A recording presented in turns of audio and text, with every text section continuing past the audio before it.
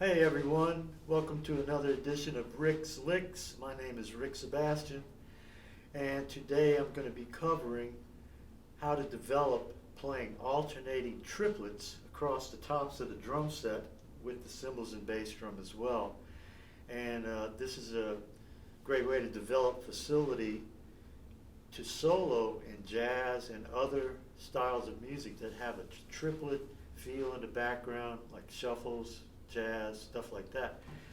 And I'll be using some exercises out of my book, Independence on the Drum Set.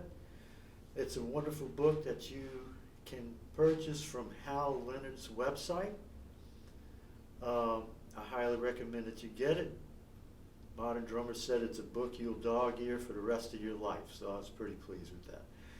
Today we're going to be using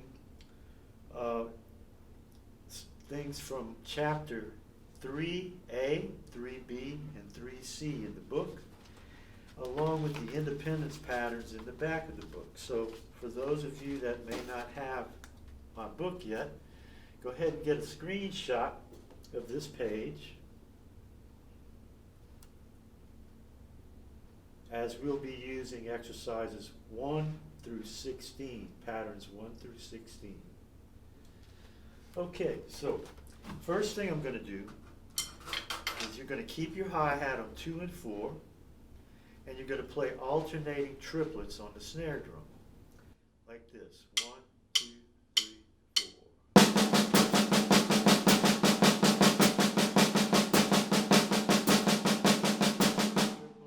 Triplet, triplet, triplet, triplet, right, left, right, left, right, left, right, left, right, left, right, left.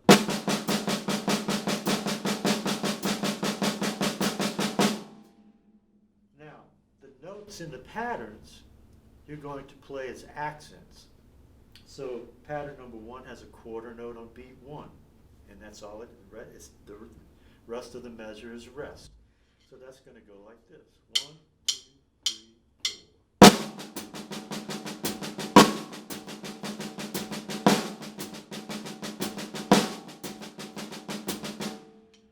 And just a quick word about swing and eighth notes.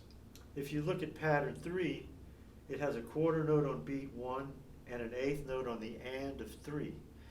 So whenever you have an eighth note on the and of the beat, you're going to interpret it in a triplet feel. You will play that eighth note as the last note of that particular triplet.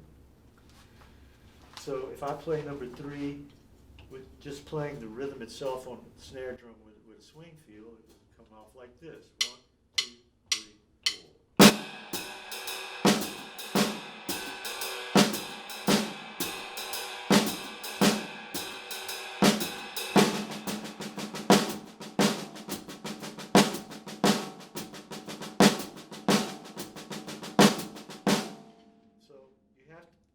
Interpret those eighth notes from a swing feel within the triplets themselves.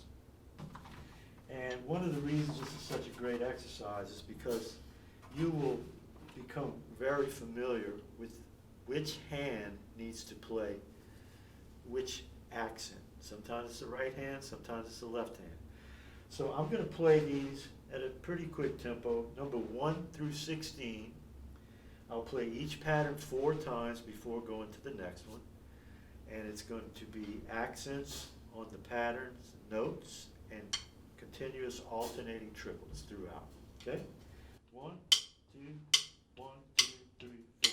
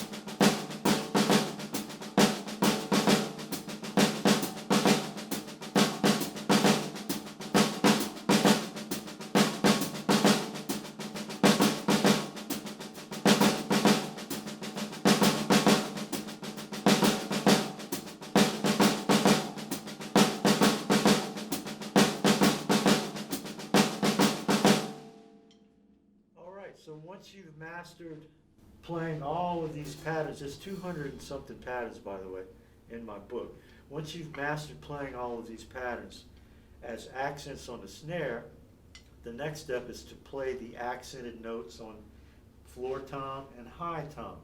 Right hand accent on the floor tom, left hand accent on the high tom, all the other triplet notes on the snare drum. So I'll demonstrate that. 1 through 16 again, 4 times each pattern, going on to the next one without stopping. Okay, 1, 2, 1, 2, 3, 4.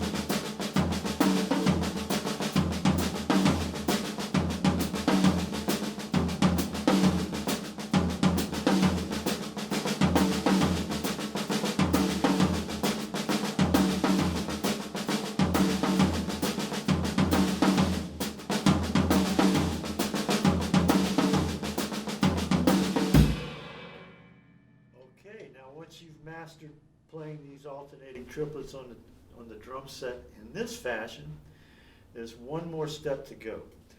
Now you're going to play all of the quarter notes in the patterns on bass drum and cymbals. You're going to play all the eighth notes in the patterns on the toms. And then the rest of the triplet notes will be on the snare drum. Okay? Same thing, 4 times each pattern, 1 through 16, one pattern to the next without stopping. Okay? 1, 2, 1, 2, 3, 4.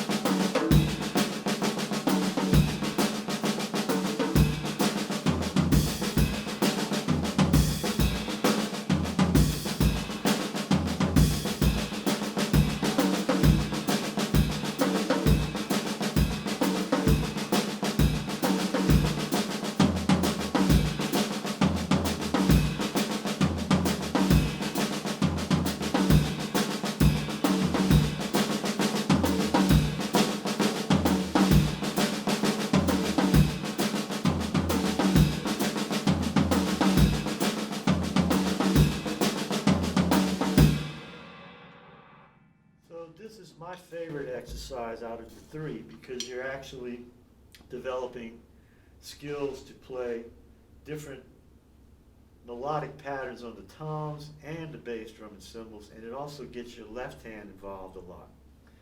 Many drummers are not comfortable crashing on their left side, so this kind of stuff really helps you with that as well. Okay, well that's going to conclude this session of Rick's Licks. I hope you enjoyed it. And don't forget, if you're ever in New Orleans, come and see me for a private lesson at Spreading the Music. Have a good one.